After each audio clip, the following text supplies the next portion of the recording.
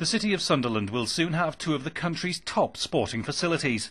The Stadium of Light is already established as one of the best football grounds, having staged England internationals, and is almost certain to be used if the World Cup comes here in 2018. Rapidly taking shape next to the stadium is the £19.8 million Aquatic and Wellness Centre being built for Sunderland City Council, which will house the North East's first Olympic-sized swimming pool.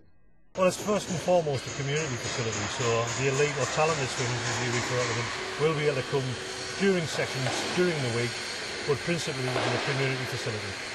Football grounds are almost like the cathedrals of our age, whether we like it or not. They become the landmarks that dominate any city, and quite rightly, people in the cities have got a lot of pride in them. So it was a very delicate balance in that the pool had to be big enough and dramatic enough to stand its ground next to the stadium, but that the stadium ultimately had to be the dominant feature, and it was a difficult balancing act. Councillor Spedding was given a personal tour of one of the council's most prestigious ever projects. On our left is the diving and multi-purpose pool tank, and on the right is the main competition pool tank.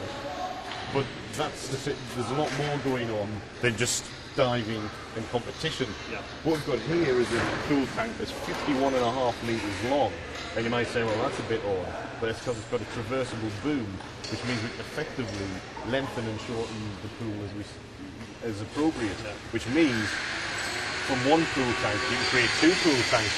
So for an example, we can have a traversable boom in the middle with a 25-metre pool tank at that end with a movable floor that goes up and down, so we can have what you'd consider a traditional pool with a shallow end sloping down to a deep end, whereas in this pool on this side we can have 25-metre swimming at 2-metre depth for, say, a school or a club training.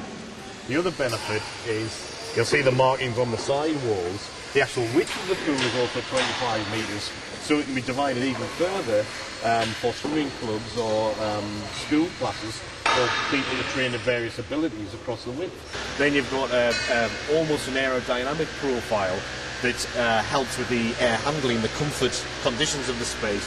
We've got air being fed up the fabric that rides right up this warm conditioned air that drops over the centre of the pool and then is drawn off at the same place as the water, which takes away all the chemicals at the same time, and the chloramines.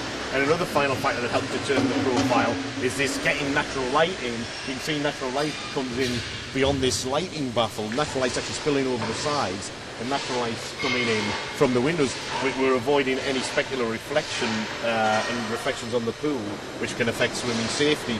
I'd use that American word awesome. It's a fantastic site. It's obviously something I've never ever seen before in the construction stages, but just to come and have a look is really an experience.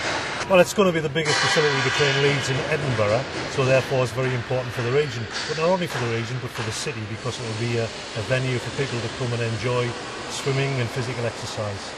The new pool also has a lot of green factor. All timber used is from sustainable sources, and there are some other unique features.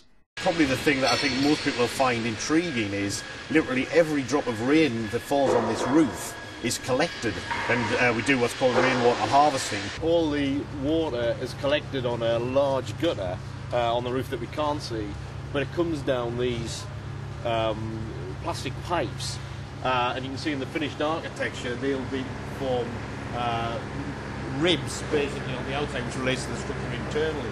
Then the pipe feeds down this plinth into the ground. All the pipes are collected together under the ground. They go round to the plant room side into a big tank underground. Then the water's taken out of that into the louvered area there, which the plant room's behind, and through the filter vessels before it goes into the pool. This superb new facility, which has already been earmarked as a training base for Olympic swimmers in 2012, will be completed next year.